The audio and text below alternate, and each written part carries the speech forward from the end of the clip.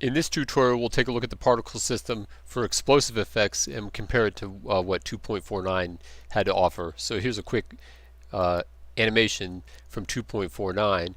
This was using the particle reactors, and it basically blasts a hole in it. And the only way to make this work was when I brought the file directly into 2.65a was not to modify the particle settings at all. As soon as I modified the particle settings, it kind of reverted it back to the current particle system.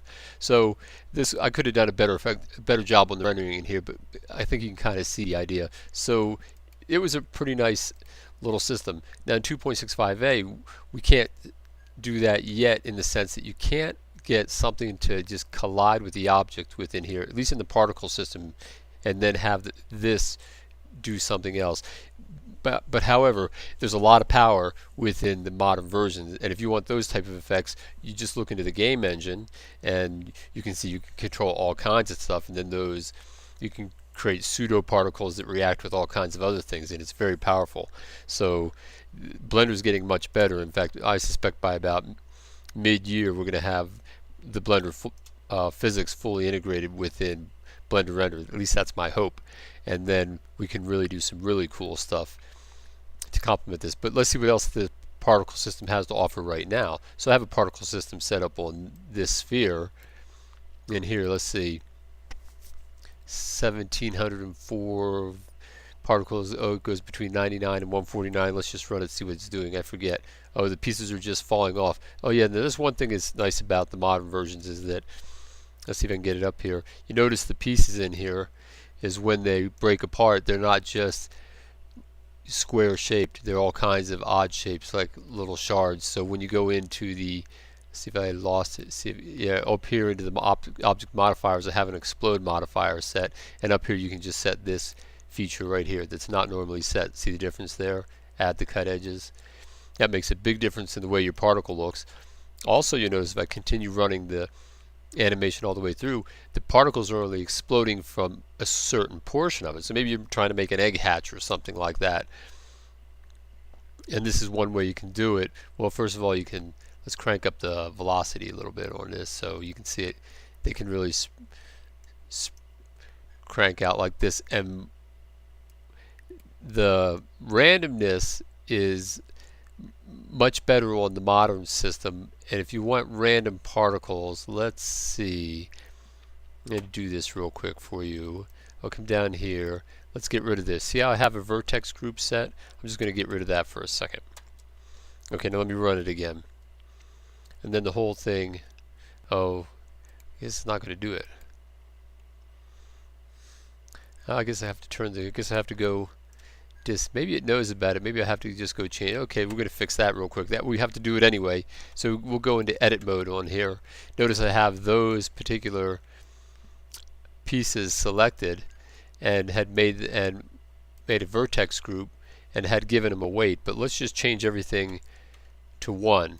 We're just going to compare both differences like that and assign those, and then come back out and run the animation. Let's see what happens. Oh no, now it's stuck. It's doing it all. It can't do that. Why is that? Maybe I have to reset it in here again. Maybe it needs to, maybe once it's set, it stays set. Alright, so there it is. So with them all set to 1, nothing is happening. But if I go negative, let's see. Nope, nothing's happening. So we're going to go back into here and we're going to reset the vertex groups all to 0. Like this, and assign those. And now we're going to run the particle system. It doesn't like it when you just, maybe it needs to be reset. Let me go grab it again. Now let's grab it. Oh, it's all in there.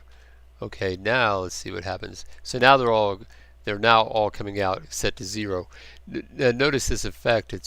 It's a pretty good effect with the explosion of the particles. You're making them out a little bit more, but one thing you want to really help the effect is up here. Where is this thing? This other button right here. You see how I have random set here and random set here, but it's this random that really brings it to life. If this random set to 0, it still looks fairly symmetrical. You can see they all kind of showers out, but if you crank random up down here, then when they come out, yeah, they're a lot nicer. And then you can get nice effects when you're moving it along at the same time. And especially if you crank up the particles too. Well, it's still not the same effect that I had earlier, but between the shards and the randomness, that really helped. Okay, we'll experiment with those, but now let's go back in and change this. Let's change this so maybe we'll change them all to weight 1 for starters, and then we'll just grab half the sphere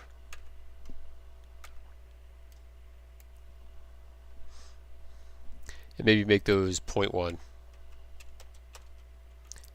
and assign those. Alright, and now when we come back into, I'm in material mode. Alright, now let's run it. Now let's see what happens. Oh, got to reset it again in the particle system. That seems kind of odd, but let's just, and then grab it. Oh, let's see if that does it. Yep, there you go. So you have to reset it each time into here. And then they only emit from this portion of the sphere like that. Alright, so 1, they won't do it. And let's turn the negative off. Let's see, I think that inverts it, I believe.